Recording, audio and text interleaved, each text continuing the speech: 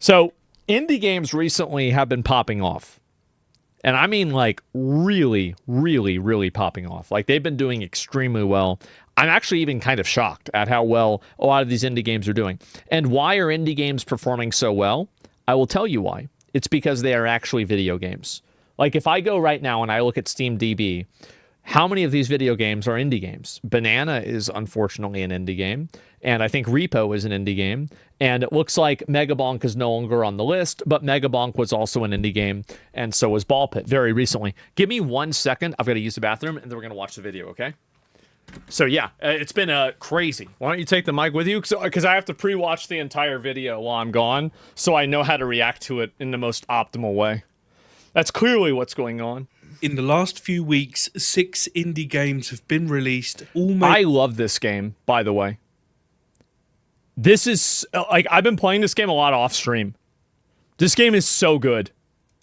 Made by teams of 5 people or less, and combined they've sold over 8 million copies. While studios with hundreds of developers, hundreds of millions in the bank are shutting down, these absolute lunatics are winning, and it's not even close. 2025 has proved something. When you make something genuinely new, genuinely weird, genuinely passionate, we notice. 6 games, all completely unique, all from tiny teams willing to try something no one else would. And they're being rewarded for it, because innovation beats budget, risk beats formula, fun beats focus groups. Well, look at Napoleon Dynamite, for example. I mean, think about how successful that movie was, and that shit was filmed with a budget of, like, I'd say like $16, right?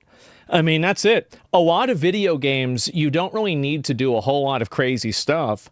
All you really need to do is just make something that's fun to play, and you don't need $1 billion for that. Gaming isn't broken, it's just happening somewhere else right now. And this year, it's undeniable. Indie games are winning, so let's break down these 6 games and why they matter. Let's start with the most ridiculous one, RV There Yet. It's a co-op game where up to 4 players try to drive a falling apart RV out of a deadly valley. Kind of like Overcooked meets off-roading, you're steering, repairing, I really feel like this is the one thing as a streamer that I don't do. I never play video games with other people. I feel like if I did that, the last time that I did that was whenever me, McConnell, and Grayson played Dark and Darker, when Dark and Darker first came out, and people loved it. I gotta do that again. Vehicle up cliffs while everything explodes around you. It's physics-based chaos. That was a good day. 5 people made this. Veterans from Coffee Stain, the Goat Simulator studio, but still 5 people, and they built the game in 3 months. Started as a game jam prototype. They liked it, fleshed it out. You telling me they cooked this thing up in 3 months? And you got... Oh, man. Come on. 3 months from concept to release. It cost just £6, sold 1.3 million copies, hit 100,000 concurrent players on Steam in its first weekend, and for context, that's incredible. More than most AAA games see at launch. And here's why it worked. They embraced the jank, the RVs... It's because the game's good, and yeah, you're right. A lot of friction inside of video games... Like, developers that are good know how to create good friction. Developers that are bad create bad friction. It's pretty simple. Monkey controls, the physics glitches that send you flying. It's not a bug, it's a feature. They knew it, shipped it anyway, because the chaos was the point. Speed, madness, fun over perfection, and it paid off. These guys are laughing all the way to the bank right now. Then there's Clover Pit. Honestly, like, watching this does make me want to play the game. Now, warning, because this one is addictive. Don't say I didn't tell you. Queso beat this game solo, did he? It's a roguelike where you're trapped in a cell with a demonic slot machine. You spin to earn coins to pay off your debt each round, or you literally fall into a pit. It's part luck. Why can't we do this in real life? Part strategy, you're manipulating reels, triggering combos. So this is like Balatro, but you die? Charms to bend the odds, trying to snowball into a lucky run before you go bankrupt. 2 people made this game, 2 Italian dudes from Panic Arcade. That's it. It cost just £8.50, sold 100,000 copies in the first 24 hours, hit half 100,000 in a day. That's incredible. Wow. 500,000 sales in just 8 days. Holy Currently sitting shit. at over 750,000 I've never even heard of this sold game. with a 90% positive rating on Steam. See, I really got to get my head to the ground and be listening to these games, man. Because, like, I feel like I'm so far behind the ball in terms of playing a lot of these newer, cool games. I am so bad at this right now. I need to do a better job. Takes slot machine mechanics and turns them into pure gameplay dopamine. No microtransactions, no real money, just the addiction of watching combos pop off and your numbers go up. They made gambling fun instead of predatory, and we noticed. And a personal favorite of mine, Bull X Pit. This one's this is my favorite, bro. I love this game so much. Properly mental. It's a roguelike that mashes together Breakout, Vampire Survivors, city building, and probably even more inspirations I've missed. You're batting magic balls up into hordes of enemies like a brick breaker. The balls ricochet and destroy things. You collect loot and power-ups, and then by the end of the run, the screen's filled with a ton of bouncing balls, obliterating everything. Between runs, you I remember whenever this game was like popular in like 1996, the version of this game back then. I liked that game back then too, because you could get the ball and you could knock it up and then it would go bing, bing, bing, bing, bing, bing, bing, bing, bing. And I was like, oh, yeah. I would feel so good. Switch into building a little city that unlocks permanent upgrades. It's multiple genres, one game, outrageously addictive, easy to pick up, satisfying to master, unique, addictive, fun. And it was made by only one person, Kenny-san. Who the fuck did this? One guy? A solo developer, cost $12.99, sold 400,000 copies in its first week. Should be more. Overwhelmingly positive reviews on Steam almost immediately. Here's why it works. Kenny threw multiple genres together with zero compromises. Stupid chaos that somehow just makes sense. Most studios would have workshopped this to death. I think actually there's a little bit more reason than madness here. I actually think that the way this game is balanced and the way the city building and the way the character design is made is actually extremely thoughtful and very good. It's extremely fucking good. Is it a roguelike? Is it a city builder? Pick one. He didn't. He just made all of it. And the result is something you genuinely can't find anywhere else. Unique in the truest sense. Highly recommend. Escape from Duckov, Ducks with guns. It's a top-down extraction shooter that just parodies Escape from Tarkov, a notoriously hardcore extraction shooter. You're literally a duck with a gun, scavenging loot, fighting hostile ducks and geese, trying to... So, is this game really as good as people think it is? Extract a live with your loot before time runs out. 5 people made this game. Team 5 Soda, people. A small internal studio at Bilibili, the Chinese publisher, gave them the marketing muscle, but the actual dev team is tiny. It's a case of indie spirit with mid-marketing muscle, but the actual... Is that the Chud? I thought that was the fucking Chud meme. It's a case of indie spirit with mid-tier backing. It cost just $16.99, sold 1 million copies in its first week. Currently sitting at 3 million copies sold with 94% overwhelmingly positive reviews on Steam. It hit 300,000 peak concurrent players. And I'll be honest, this isn't really my kind of game, but here's what they did. They took... This game looks awesome to me. I think this is really cool. Tarkov's hardcore extraction loop, tension, the depth, the loot systems, and made it PvE, solo friendly, kept everything that makes the genre interesting, removed the toxic PvP grief. Everyone assumed it would just be a meme. It looks like a meme, it smells like a meme, ducks with AKs, funny screenshots, move on. But it turns out it's a legitimately deep, polished shooter RPG that respects your time, and the players rewarded that massively. Slots and Daggers is a new fantasy roguelike where your dungeon battles play out on a slot machine. You're venturing through floors, fighting goblins and ogres, but instead of choosing attacks from a menu, you pull a slot lever. The symbols that line up dictate what happens. Swords mean you attack, potions heal you, shields block, critical hits, stuff like that. But there's strategy. You can hold certain reels, equip charms that bias outcomes, essentially deck build your slot machine before each run. It's inspired by D&D clearly, but filtered through casino mechanics. One person made this. Yeah, this is really good too. This reminds me kind of like Uma Musume. Like, I remember playing that game and I was like, because before I played Uma, I would have never played a game like this, but now I think that I would be more I would be more willing to try it out. A solo German developer, 6 months of development. It costs £4 Pretty right now. derby. Only been out for 4 days. Already sold 50,000 copies with 94% positive reviews on Steam. He just made one weird thing really well. Intentionally crude art style, proper hand-drawn, small scope. I don't think it's crude. I mean, I actually think that this art style is very deliberate and well done. I think that every art style, like if you go with a PS1 art style, or like this is like a 2000s, this is a video game that would run on Windows 2000 Professional, right? And it would be a great game. That's the kind of experience that I think a lot of people like. They enjoy those types of games. And so really, it's not about the graphics. It's not about anything else. It's just about the gameplay. That's what matters more than anything, is the gameplay and the fluidity of the gameplay. And that's what AAA developers really lack right now, is that they just don't really have that ability to lock down a enjoyable, fun gameplay loop. That's the big weakness. And it seems like it's like, oh, the big problem with video games nowadays is the game part of the game. Yeah, that's it.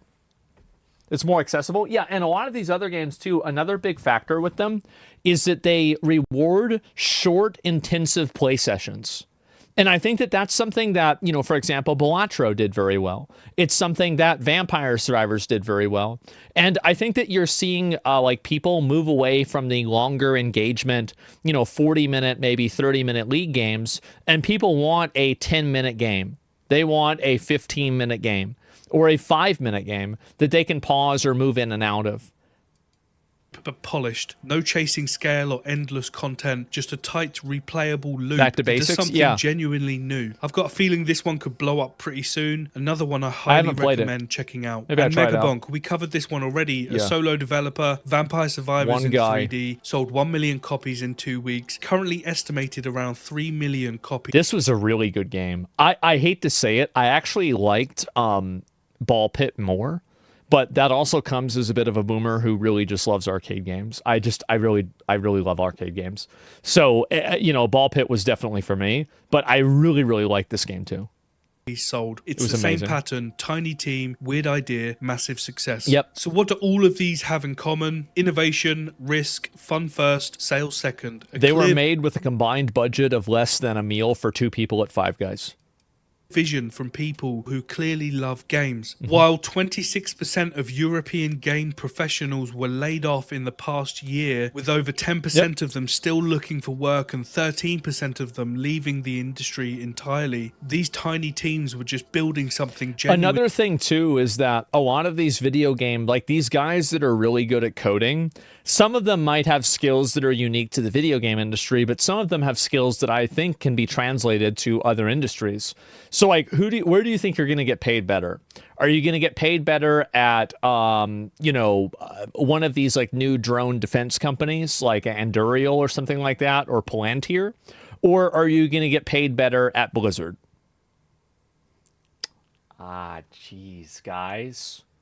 Ooh. Yeah, you've got FinTech. Yeah, well, that's another one too. Yeah, financial technology, exactly. Yeah. New. The craziest part of all of this, you can buy all 6 of these games for less than one AAA release at 60 quid. 6 completely unique experiences, hundreds of hours of gameplay, all innovative, all made by people who took genuine risk because they love video games. And most of these games had more daily players than Bloodlines 2. That was a flopperooski, wasn't it? Game, a game that peaked at 27,000 concurrent players on Steam for a fraction of the price and a fraction of the development time. The pattern's clear, small teams moving fast, building what they actually want to play. Well, it's what I've been saying before, right? Where a lot of these video games become too big to succeed. The machine becomes so big and so bureaucratic that it becomes oppressive and actually a barrier to creativity and to productivity. And I think that you see this happen in all kinds of industries, where small teams that are efficient can be more agile and function like a Viking longboat. I feel like a lot of Viking longboats probably didn't crash and hit icebergs and fucking everybody dies, right? I'm sure it happened, but not like the Titanic. You know, it's much easier to turn one of those than it is a Titanic. And I think that's what happens, is that you have these really, really big games that are in development for 7 or 10 years, and big surprise, by the time this game comes out, the entire industry has changed. And I think that really small teams are able to look at a trend, immediately see what the customers want, react to it, create a gameplay loop, and then put it out there. I think that also there's a lot of video games now that have so many additional and extra things attached to them. So like a really good example of this, and this is like a criticism that I have, is like Digimon has like a card game that's built into it. I think it's kind of like Gwent. That's what I would assume. There is no reason for that to be in the game. There a lot of these like weird features that video games have that are like these like secondary game functions. Really, I hate the card game. I don't even know what it is. I never even played them. LOL people like those. I don't really think that they matter. Really, I don't like mini games mini games inside of video games. I think are way overdone right now. They are tremendously overdone, and like meta level progression, mini game progression, stuff like that, I think is totally fucking overdone. And there's just so much of it now that it's exhausting. He's diluting the vision. No focus groups, removing like, the reason why, for example, it works for a game like Ball Pit is that it's basically it's your upgrade function, the same as you had in Hades, right? For example. So it's okay, and it's also very, very fast. You place your buildings, then you shoot the guys out, and then you're done, and you do another mission, right? It's not this long, involved process. Yakuza says otherwise. Well, Yakuza has its own, like, I mean, so does Mario Party, right? But like, it's a different genre of type of game. And I think also it's known for that type of stuff. It's like WarioWare, for example. But I think that in general, a lot of these video games that try to be like an everything game, I think that they just end up exhausting players.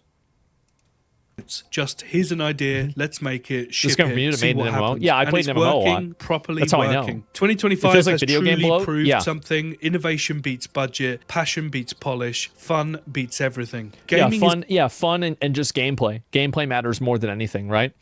But the Digimon game is fun, plus it has sprites from the original VPET toys. Yeah, I just think it's just bloat. It doesn't matter, and it's just more bullshit that I don't care about. Like, I get some people might care about it. They might like it. I don't. I think it's a waste of space. It's a waste of time, and then there's no reason to have it. That's where I'm at. That's what I think. Isn't broken, it's just happening somewhere else right now. Yep. In basements, spare bedrooms, small studios who still remember why they got into this industry in the first place. That's where all the innovation is happening right now, and if you can't see it by now, then you need to get your eyes checked. As always, thanks so much for watching. Appreciate you. If you enjoyed the video, make sure to give it a really like, good drop video. a comment, and subscribe to the channel. There's plenty more where this came from. Thanks again. I'll see you in the next one. W video. Absolutely. Give me a second. Wait a second. Sorry. Another video. Anyway, my point is that I really, really like this. I totally agree with it. Have you beaten the Moon Boss? I have not. Clover Pit is fire, by the way. Maybe I should try it out. Here's the thing. Mouthwashing was also very good storytelling. Indie devs are just better at that. Well, are also better at that? Well, I think that, I mean, you can have great storytelling at a AAA level, like, for example, Expedition 33. Like, you can have that. It's just that in many of these games, it just simply is not there. Give the video a like. I think this is really good. From Veteran Joystick. And I saw it recommended to me, and I wanted to try it out myself. So this duck game is actually pretty popular. I'll watch this. I'm not going to watch it today, but I'll watch it maybe tomorrow or something. I've never seen one of his videos before. He only has 25,000 subs. So I'll have to try it out and see what happens. And indie devs don't have the restrictions on storytelling or interceptors. Well, I think also that here's another really big reason why indie devs are successful. The reason why is because indie development, you're telling a story, and there's only like 3 or 2 people that are involved in writing the story. Whereas whenever you're telling the story for maybe Assassin's Creed Shadows, you had 30, 40, 50 people that are involved in one way or another with the narrative design. And so whenever you have such a large team spread out, the message of a story gets diluted. And I think that unless you have like one guy that's at the helm that's directing this, like for example, the way the Kojima, right, is he's the guy that's directing the way the story is going to go, then you're going to have a problem with making things like that happen. Yeah, also you have HR. Yeah, sure. And you have 30 people telling them how to change it. Yeah, it's like it's very hard to design something that is like a creative passion by consensus, especially not by corporate consensus.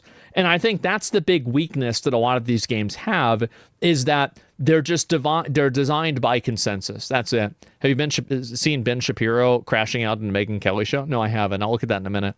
But yeah, designed by HR. Well, it's approved by HR. It's not designed by HR, but it's approved. Expedition 33 Studio wasn't AAA size. Yeah, I think they had like 30-something developers, right? So it was actually extremely small. And everyone being on board for the creation journey. Yeah, and also whenever you have 5 people that you're working with, it's much harder for things to be lost in translation because there are a few people that are translating. So now whenever you have all these people constantly talking and doing all this stuff, it's hard to really have a consistent universal message. And I think that's the big difference too.